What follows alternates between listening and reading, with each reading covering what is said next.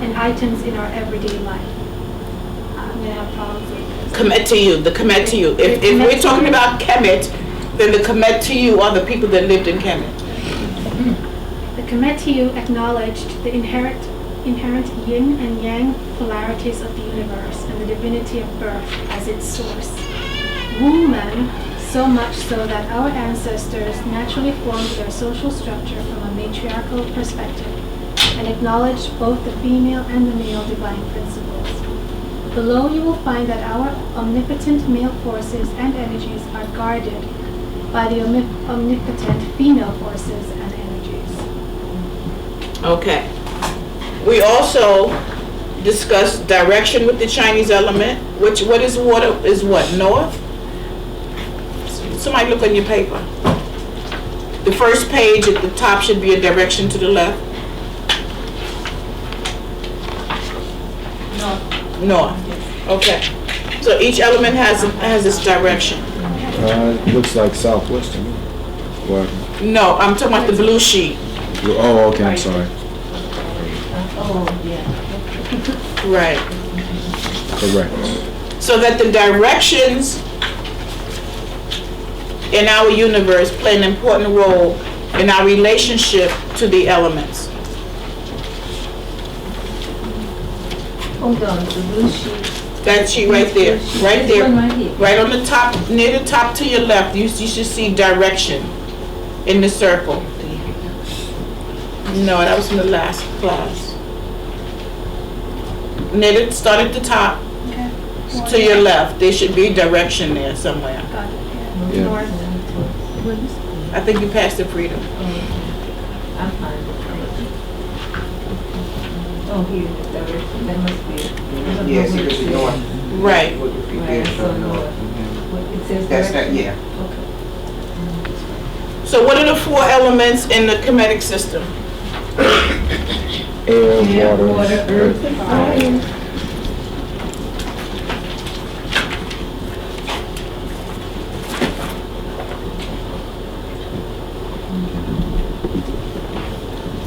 Earth, wind, and fire.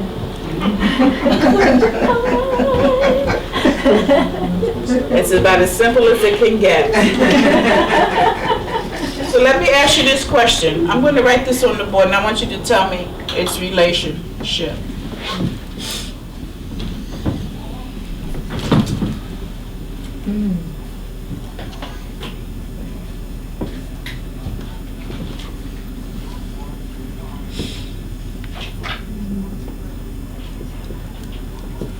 What's the relationship between them 5 items? Forms of water. So tell me something nurturing about cycle. them. All different forms of water. They're all the same thing. Does anybody not understand that everything in the universe is different vibrations of the same energy? Does anyone not understand that? We all know that, right? Yeah. different vibrations of the same energy. Right. There's only one energy in the world. But between your body and mist and vapor and steam and water and ice, there's only one energy, but different vibrations, different frequencies of the same element, but it's only one element, but it's different vibrations. It manifests as different vibrations.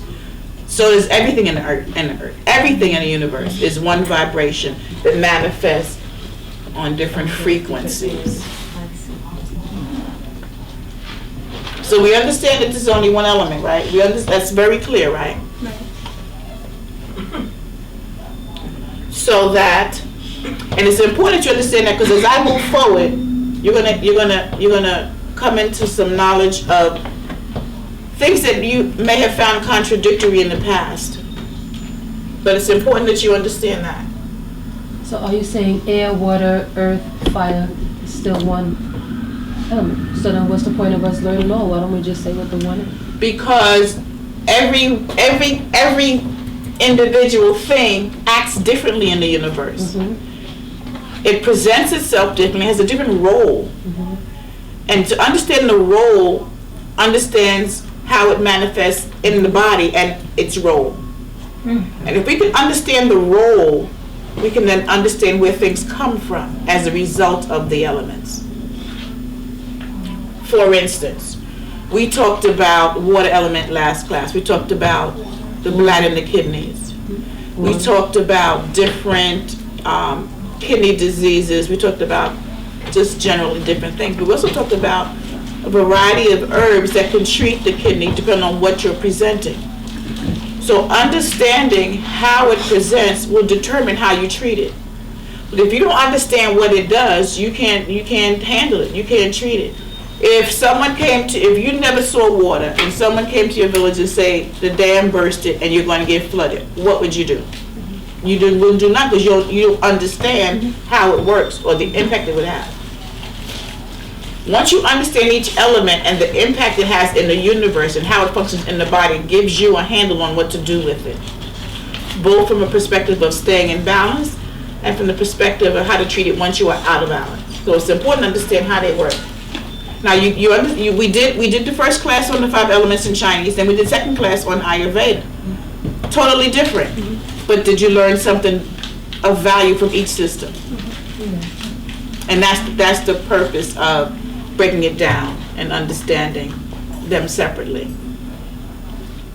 So it's kind of like music, like totally. frequency. And if you look on your sheet, sound traveling. if you look on your sheet, you have the notes. You have the notes. You have the musical notes. Look on the pentagram. The pentagram. In the middle of each pentagram, there's a note. There should be letters A, E, I, something, right? Yeah. Those are your notes. I find this to be a profound reality because that's my feeling about humans. It's really the same. Everybody, no matter where your origin, is really the same being and it's the same person. And we could have experiences with all these elements that we write down, and in some sense it's a part of our actual physical being. Absolutely. And then now you want to talk about why different cultures of people are different. Everybody serves their own purpose. Just like air, water, earth, fire, all serves their own purpose. But at the end of the day, it's all the same. And the same way, your personal life experiences, your education, your religion, where you grew up, where you traveled, shapes and mold who Salam is. Even though you and I might have grown up on the same block, my personal experiences, my religion, my education will define, we will look different, but we are basically the same. There's only one thread. There's only one, excuse my back, there's only one existence. There's only one being.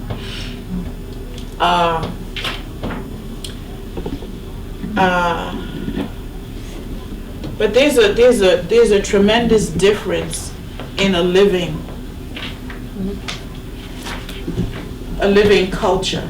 And our culture is a living culture. That means when we speak it, we are enacting it. We are being it. It's not simply words on a piece of paper or in a book.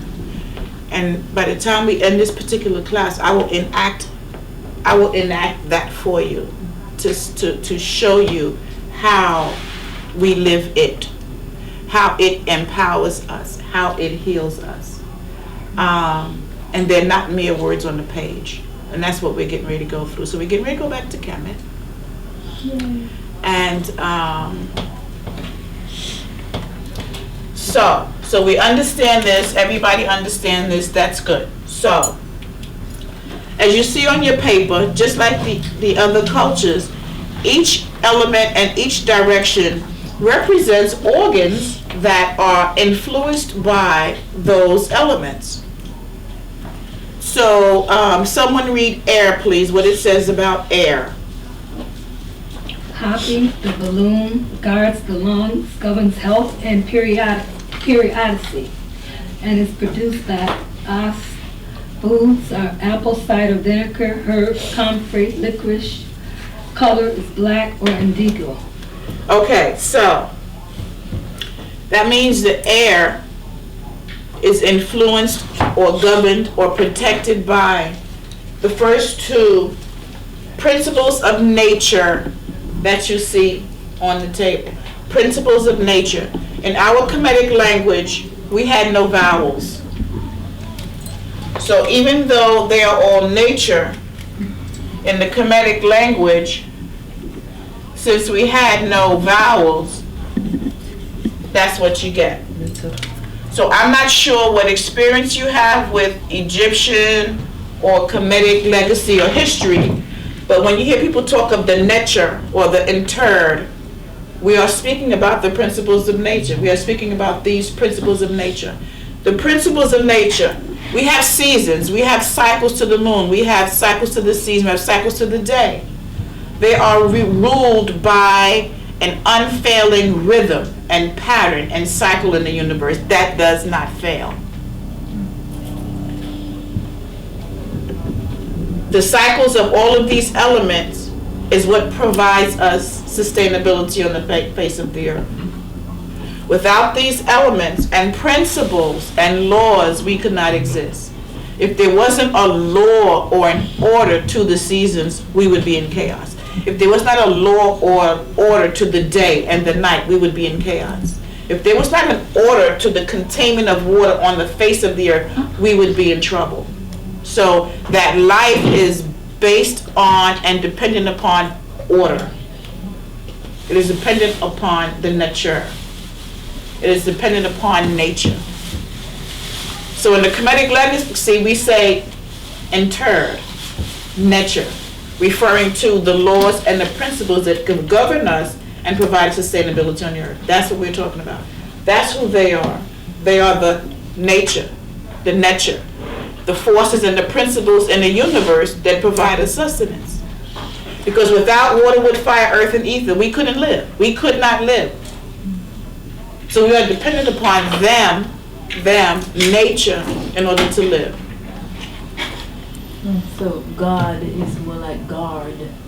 And so they are the guardians of these principles, of these orders.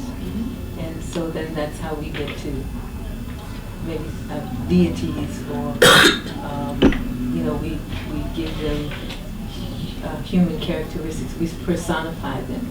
The reason we personify them and the reason we give them, what does it say? It says, to pass down our story of creation.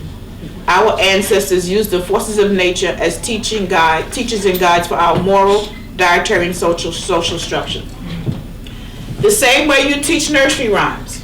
The only reason we have nursery rhymes is because children are too young and immature to conceive what we may be trying to say them. So we sing it to them in a story. We make up a nursery rhyme. We make up a poem so they can understand certain what? Principles in the universe. Ours is no different. So the reason we personify them is so that you can understand it. Like I just said to Salam, if I told her her village was going to be flooded by water and she never saw water, she's just standing there because she wouldn't know what to do. She has no relationship to water. She has no frame of reference to water. So So in our legacy, we give images and references to the nature so that you can understand the principle. And each one is very specific. Now it said Hapi, the baboon, guards the lungs, governs breath, and periodicity. When I was doing some spiritual teaching, one of the priestesses that was giving me some health treatment, she was using some gemstones and things on me, and she says, you need to balance your water. And I had no idea what that meant. And she wouldn't tell me. She said, you need to go find out. You need to do some research and find out what that means. And when I looked up Hapi, and why Hapi is a baboon, because the baboon drinks water every hour on the hour. Every hour on the hour, a baboon drinks water. Because it is imperative that he maintains his rhythm with the universe, with this habit, with this ritual. And that's what periodicity is. Periodicity means every period, is whatever that period is, that period happens unfailingly. And with the baboon, that's what he did. And the baboon also rules what element? The lungs. The lungs and air. So what I did, I made a habit of drinking water every hour on the hour and did a 5-minute breathing ritual. Wherever I was, because you could just sit down, drink some water, and just inhale, exhale very slowly. Just do 5 breaths or whatever, and that was how I emulated periodicity. When she told me my water was out of balance, and I'm saying that because the reason it's a living legacy, because we have to live it. And the things that we have that are out of balance, we have to bring back in balance, and we have the power to do that. Now, we may not have been taught some of the things you're learning now, but the reason this course exists is so that we can be taught our legacy, learn how to live it, and have full control of our health. So that's what I did with Hapi, and air, and lungs, breathing, and water. She wouldn't tell me what to do, so that's what I did. So when you, by the time you get to end of this course and you find out who you are, what you are in terms of your elements and your balance, and you have certain imbalances, you will have the tools by the time we finish to go find something to help you bring yourself back to balance. And that's what you have to do. You must do that. You cannot be like the patient who goes to the doctor and asks for a prescription and then go home and don't take the prescription. You still eat the pork, you still smoke, you still refuse to drink enough water. You cannot do that because the living legacy of Kemet will not allow you to do that. Because the living legacy of Kemet will hold you accountable for your actions and your inactions. It's not a book knowledge, it's a living knowledge.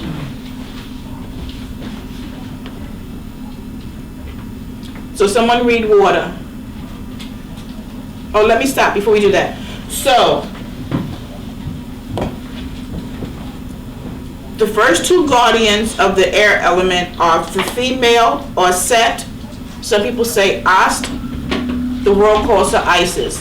Isis is not our language. Isis is Greek. We're not Greek, so we don't use Greek. Our language, her name is Set or Ast. The second one is Hapi, is the male figure. Hapi is represented as a baboon. I explained to you why he's a baboon. So, when you guys walk in here every day, every time you walk in here and you see all of the statues out there, that's what you're looking at. You're looking at forces of nature that represent the laws and the principles by which we need to live to gain control of our existence. Do you like the heater on? Yes. Or is that just your way of dealing? Yes. Yes, what? My way of You're not cold? Okay. Okay. Okay. Okay. Thank you. Yeah. There's one over there, I'm ready to see if you can turn that one on. And there's usually one back in the corner. This one is. Okay. This one is on. Okay. I think it's probably getting back there. There might be one behind This you. one. There's one here, but if somebody wants to move it over there, that's fine. Does anybody else need heat? No. Okay. It's important that we understand for each element, we have 2 guardians now. Or Set and Hapi. Or Set is the female guardian.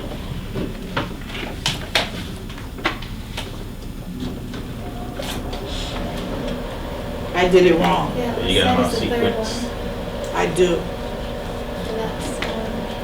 And that's Nebet. Nebet. Also, there's the female guardian. Number 3.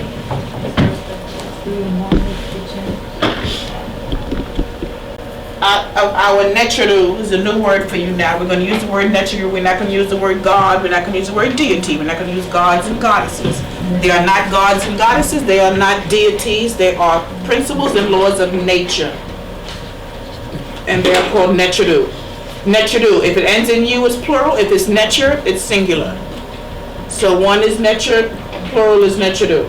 So we're not going to use those other bad, wrong words that are not within our culture. And say what it means one more time. The Ntchru are principles and laws of nature that govern our existence on the earth.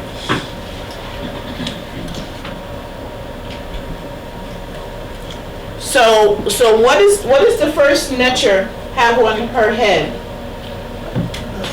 A chair. Anybody can, a chair, a Throne. seat, a throne, a seat or a throne. That represents, because Ast is the Ntchru that represents you being in order.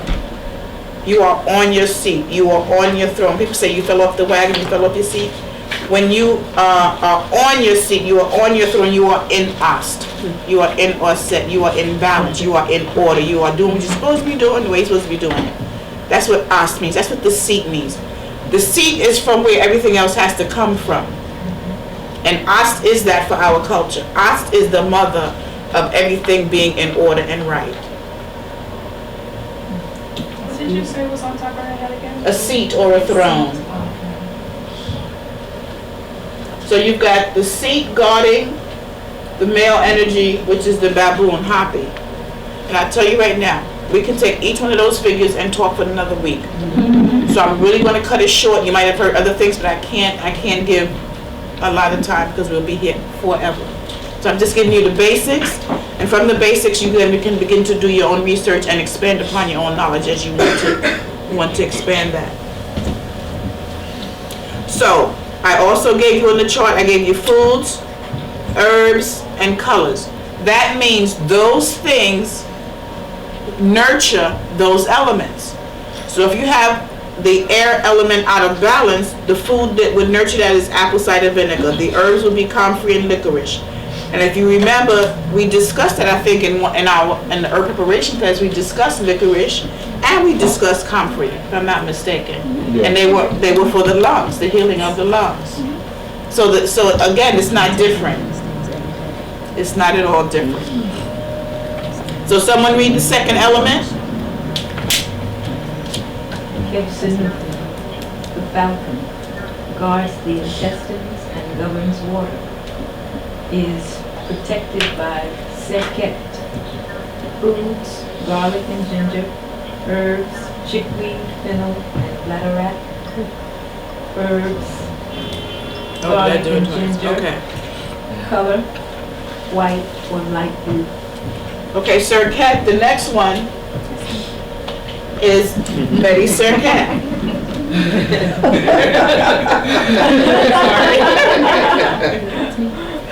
So I'm going to take this exact moment.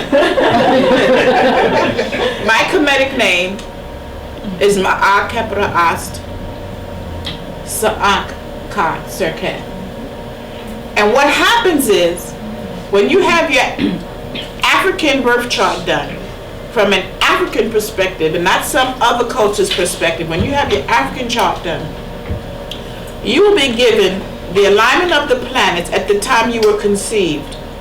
And the reason we bear those names, because astrologically, that's who I am. Now, we all understand the zodiac. We all understand that it represents who we are. But we don't wear the name. And that's why we wear the name. Because it reflects, what's your whole name? Shutalu Amen. Shutau Amen. So his represents other principles of nature. And that's why we do it, because we need to live our legacy. It's not a piece of paper legacy. So, Mary Saket, circuit. And it's so empowering. It is so empowering to live who you are. But what does that really mean? When you take the When I end this particular session, I will explain a number of things. It'll put it in the capsule for you, and I will explain that. Okay. In short, it changes your vibration. Yeah, absolutely. When you take on a name or persona of the deity. Of the or what? Element or nature. Of nature or element. You didn't mean deity. No. Okay. So it changes your vibration, because we said what? Everything is vibration. And if you're not living with your vibration, then you're sort of not quite living. It's hard not to say this. Okay. The vibration in the Kemetic language is written like this. Yes. And in science it represents something, in thought it represents something, in energy it represents something, electricity it represents something, and it represents energy. If we are all energy, then whatever your name is should be an energetic utterance of your astrological being. So ours is not just a name. It is the energetic utterance of the alignment of the planets at the time we were conceived. And it's called your Ren. Your Ren is your name. And that's what it is. It's an energetic utterance of your being. So it takes you so far beyond what is your name. It's so simply not just your name. So I'm going to try to stop there because we can go on. So with water we said Serket and Kepsenuf. Kepsenuf is the falcon. Serket, what does Serket have on her head? Scorpion. Tell us a little bit about the scorpion, Medi Serket.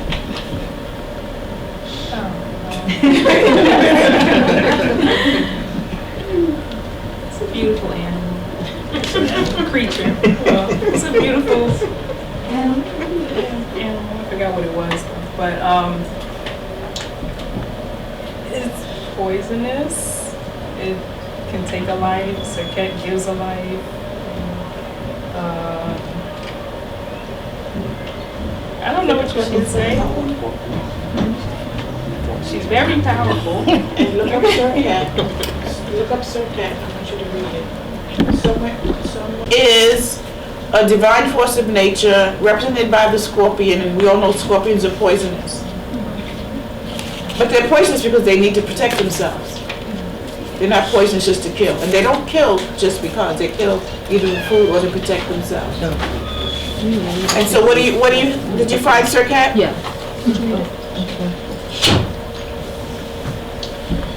She is the Kemet Scorpion Ntchru. She is the mistress and guardian of life. She is equated with Neith and Asit. With what? I'm sorry. Neith.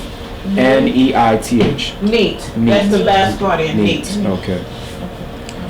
In the belief in the hereafter, she plays a vital role as a protectress of the dead. Her full name is Serket Serket Hetyet, yes?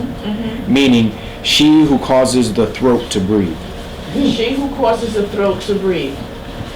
The earliest reference to her as a Kemet Ntchru occurs in the Old Period on the stela of Mureka from Saqqara. During the Great, you want me to continue? Yes. Okay. Oh, that's enough. All right. So that's what Serket is. So you can see these are all principles that play their role in the universe. Will you look up Kepsenuf, please? Say it again. Kepsenuf with a Q. Q-E-B. What element are we on? Water. It just says guards the intestine. Do you think water has a role in the intestines? Yes. What role do you think it has? Keeping it more so it can do. My point of asking the question is that all of the elements play a variety of roles in the body, so that we don't necessarily need to relegate one to just one area, like just water being for the kidneys, because without water in every single part of our body, we couldn't live. So why are they assigned as the guardian of the intestine? you just told me, because you need water to digest your foods To get rid and to of stay the- fluid. Of the waste. and Absolutely, absolutely. And to digest. Hmm. So it's about the digestion. Right. And again, we're not trying to compare the cultures. We're not trying to overlap them. We're not trying to interweave them. So don't think comparatively. This is just another piece of information. And this one from your own perspective, not someone else's. Did you find it? No, it goes from P to R. But everybody's getting the gist now. And the organs are what? The intestines. Someone read Earth?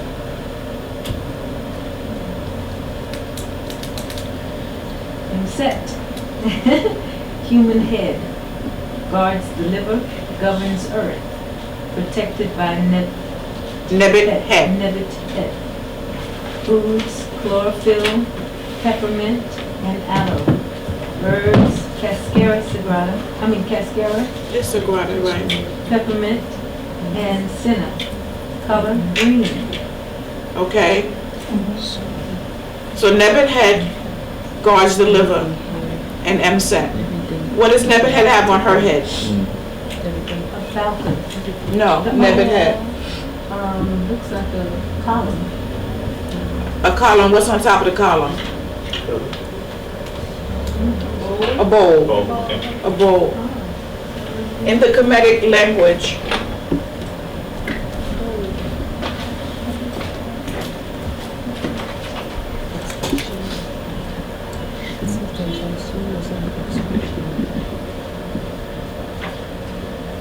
it's called a neb. The bowl is a neb. That's why her name is Nebbit head. Neb can mean either master or mistress. The T at the end of a word in our language is feminine. So when you said Ntchru, Ntchru is masculine, Ntchru is feminine. So the T at the end of our words is feminine.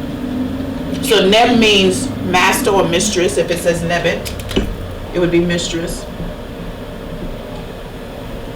And whether it's placed before, if it's placed before a word or a person's name, it means the master of. So it could be master of water, master, or whatever the person's name is, Lord or master.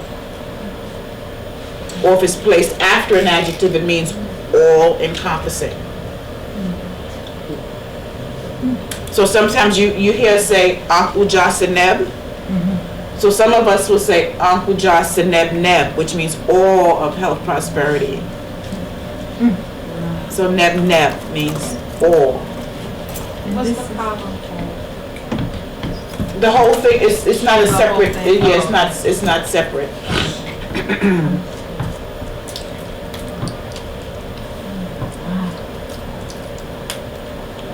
And again, the herbs and the foods are the things, and the colors are the things you would either eat or wear to keep that element in balance. Someone read fire? Can I ask a question? Yes. Please. I tried to go into a store the other day to find cascara, and I was told that they don't sell it anymore because it's toxic to the intestines, and it's very hard to find it. And I know it's not because I've taken it before without any side effects, so I don't understand why it's called toxic. Well, the whole thing about it being toxic, as are many things in the American medical situation, because they don't want us using natural herbs, because then we won't go to the doctor and get a drug and a prescription. They will lose money, and they will lose control over us, because if you now know how to take care of yourself, they can't have control over you. So many herbs have been labeled toxic or unsafe, simply to stop the public from using them. Right. which is why it's important for you to understand how to research and how to read the herb book so that you can know whether or not it's toxic. And sometimes, many things can be toxic if used improperly or in excess. So the key is learning how to use it in balance, and to also understand everything in the universe exists in the body, including arsenic. So that it is helpful in balance. It only becomes harmful out of balance. So don't worry. Don't worry if they say something is toxic or poisonous. This isn't a botany, this is an herb store. I know. And you think that they would know to say, well, we have it, but just so you know, here's a disclaimer on it. You could choose to But then buy that it makes or them not. responsible, so they don't want to. They don't want to be responsible. Okay. Well, nobody does. That's why people have, legal protections of one sort or another. Okay. So, but once you have knowledge, you can make your own choice, and then use it wisely. Someone is about to read fire. Ricky.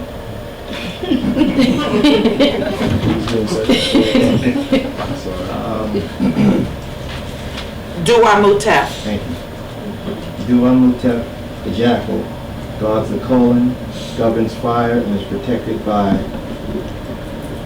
Meat. meat. Right. Foods, watermelon and beets, herbs, Gotu-kola. Gotu-kola, golden seal, cayenne, sorrel, color, orange or red. So for those of us who know sorrel is what color? Red. Watermelon, beets. Cayenne is hot. Gotu-kola is for the brain, which is where the fire and thoughts are. So you can see the associations.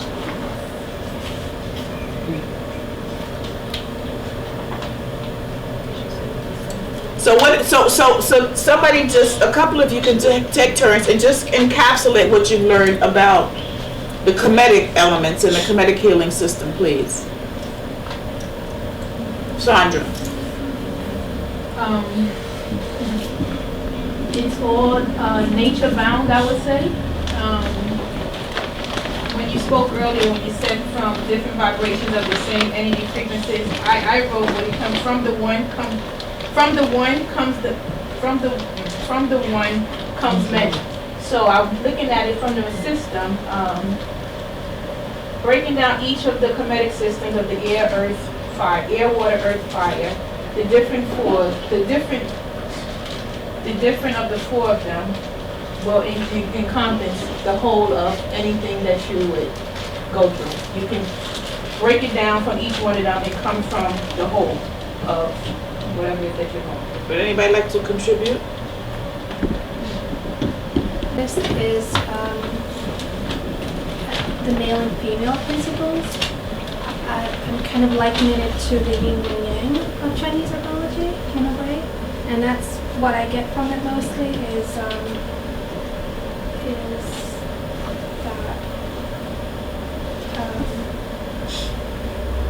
in the body. That's just how I'm viewing it.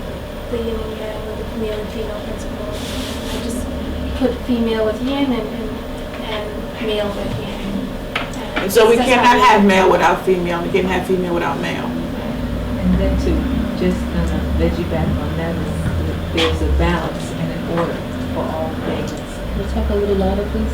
There's a balance and order for all things, and creation is made in perfect balance. And it is the job of all life to maintain that balance and order. And it is structured into the system. Absolutely. So that we understand the frequency of one thing, so that if that thing is out of balance, we know what we need to do to get it in balance again. So we learn the frequency of the individual things in order to maintain the balance of all, for all. And I couldn't have put it better. That was very, very good. Say, Very good. what's the symbol on Divine number. Shanique's head? What is that? It's bowls, archer, a protector.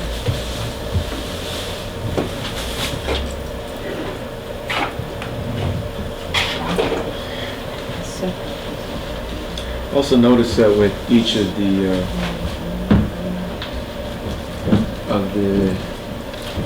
Ntchurus, that they each have somewhat of an oblique shaped figure upon their what is considered the crown chakra in one system, or which to me symbolizes a connection with the divine. Absolutely. Whether it's the celestial bodies or the universe or the Most High, Right. whatever is referred to, Right. so that they embody that Right. principle as well. Neat is the nature of spiritual protection for all aspirants of the way. She uses a bow and arrow to shoot down the enemies of righteousness: anger, hatred, greed, jealousy, envy, lust, and isfet. Her name, Neat, means that which is real, true, and abiding. Neat was originally worshipped as an ancient war Ntchru who led the charge in battle. Her symbols, 2 crossed arrows and a shield, reflected her martial nature.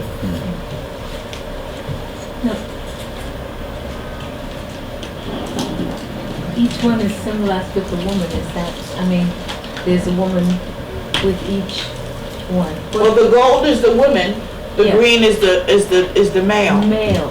Oh. And that's why they're set like that, because we mentioned That each Os one is guarded and Hoppy. That's Hoppy in front of her. Ah. That's Serket and Kebsanu. That's Nebuchadnezzar and Emset, and that's Neat and Duamutep. So you've got the male guardians in front being protected by the female energies. And that's really why, because I actually brought them off my altar. You need to see things. You need to see things. Reading a book and looking at pictures is fine. You need to see some things. And I also bought some Kepra. So, can you find Kepra in the book, Salam? Yes. Page 64. If that's the, I don't, Kepra.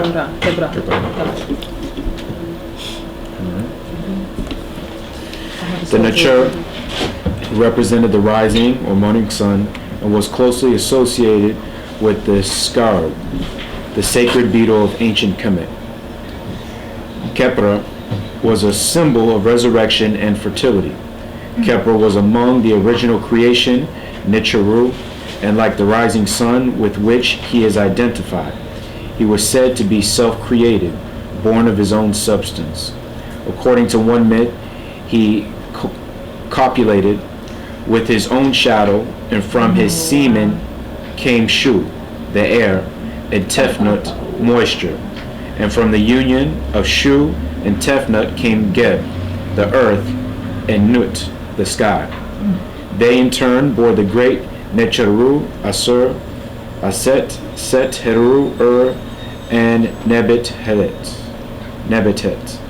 These 9 deities formed a group worshipped in a cosmological system known as the Ennead, or Company of Ntchru. And that's on the back of your shoe. That's what's on the back. It's deep. It is so deep. It is so deep. And so, and Shu, well, Kepra. Let's talk about Kepra. Somebody read the front of their binder. It says something about Kepra on the bottom, in the front. What does it say? Right on top of Kepra. Represents our potential source of change, resurrection and new beginnings, regeneration and rejuvenation, the fertile rebirth of consciousness, health, and life. Ricky, read that again. Represents a potential source of change, resurrection, and new beginnings, regeneration and rejuvenation, the fertile rebirth of our consciousness, health, and life. Read it.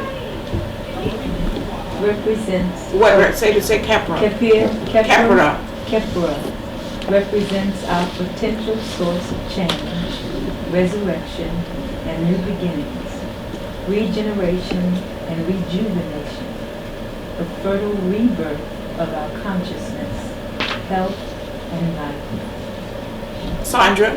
Kepera represents our potential source of change, resurrection, and new beginnings, regeneration and rejuvenation, the fertile rebirth of our consciousness, health, and life. Shu? Kepera represents our potential source of change, resurrection, and new beginnings, regeneration and rejuvenation, the fertile rebirth of our consciousness, health, and life. Lady Circuit? Did you read it? Who did it? Nancy? Kepera represents our potential source of change, resurrection, and new regeneration, and new beginnings. Is that beginnings? Okay, beginnings. Regeneration and rejuvenation, the fertile rebirth of our consciousness, health, and life. Kepra is a symbol of a scarab. In the Kemetic legacy, when the scarab rolls the dung ball to bury in the earth, it provides a food source for its newborn when it lays its eggs in the dung.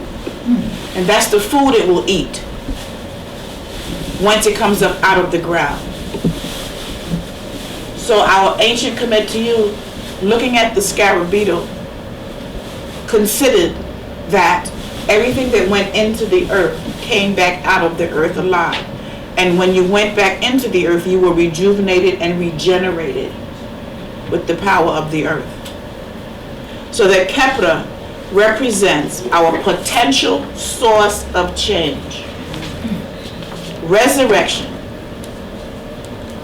and new beginnings, regeneration and rejuvenation, the fertile rebirth of our consciousness, the rebirth of our health, and the rebirth of our life. And that's why I call this Kepra, Body and Life Regeneration System. Because this gives us the tools to regenerate, rejuvenate, resurrect, and change our life. Other healing systems, drugs, medication, does not give us rejuvenation, regeneration, resurrection, or life. But we have to embody it. We can't read it and then put it on the shelf. And that's why I did what I did. Bless it, and I thank you. I wanted to say too that, in providing the heavens. Shu is the wind or the force or the energy that keeps Nut in place over the earth so that we can live and breathe it. So that Geb is the earth.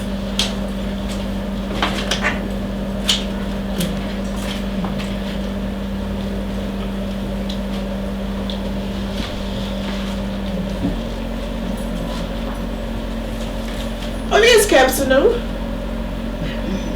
He's with the four sons. The four sons, those four male energies are the four sons of Heru. Heru is conscious living. Heru is consciousness. Heru is light. Heru is wisdom. And those four male you got me saying it now. Those four male Ntchru are the sons of Heru. Consciousness. So the Ntchru appears as a falcon or a falcon-headed man or a sun disk with falcon wings. Heru means that which is up, one who is up, or he who is above, that which is above. Up is symbolic of heaven, that which is righteous. Heru is the embodiment of what we call royalty or divine rulership in Kemet. Heru was also the foundation of Ma'at in ancient Kemet. Each of the rulers, which is Nasut, each of the rulers of ancient Kemet was the embodiment of Heru during their rule. Everyone lived to be Heru. All of the rulers of ancient Kemet had 5 names. Their first name was a Heru name. Because everyone wanted to be Heru, wanted to be the consciousness, wanted to be the uprightness, the righteousness. Everyone strove to be Heru. I even took the Ntchru name once to a brother said, you can't be Ntchru. Ntchru is the ultimate triumph, the ultimate transformation in human form. And these are his 4 sons, who were created as guardians of the 4 pillars of the universe. East, west, north, and south, and are protected by the women.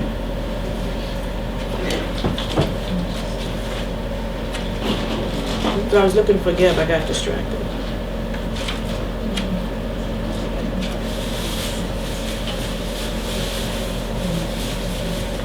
The earth Ntchru, or Geb, is the source of terrestrial authority. Terrestrial means the elements in the universe that govern our life here on earth. And what did we say? Air, water, fire, earth, those are the elements we need to live. So those are the terrestrial. We have other Ntchru that are celestial, has to do with the stars and the heavens, not with our life on earth, which is terrestrial, not celestial. Geb is a member of the Ennead. Shu and Tefnut are his parents, his mate and sister. So, Shu and Tefnut are husband and wife. Shu is air, Tefnut is moisture. So you need, if you're going to do some, like say paper mache, you need some water and some moisture to form something. So Shu and Tefnut formed Nut and Geb. Nut and Geb. So you see Nut, one aspect with Shu holding her up. You see the second picture of Nut and Geb, because Geb is the earth, which lies under the heavens of Nut. That's what the different pictures represent. And so Nut is the heavens, Geb is the earth. And Shu is air or water? Shu is air, Tefnut is moisture. So Shu and Tefnut are consorts. They created Nut and Geb. Nut and Geb are consorts. They created Asar, Aset, Heru-Ur, Set, and Nebuchadnezzar. So in our legacy, you might have heard things like the African legacy is incestuous and everybody is having sex with their daughters and their sons. But what do we say in the beginning of this class? Everything is one, and everything is a different vibration or frequency of the other. So that when you have these 5 children on the bottom, they are not the result of an incestuous relationship.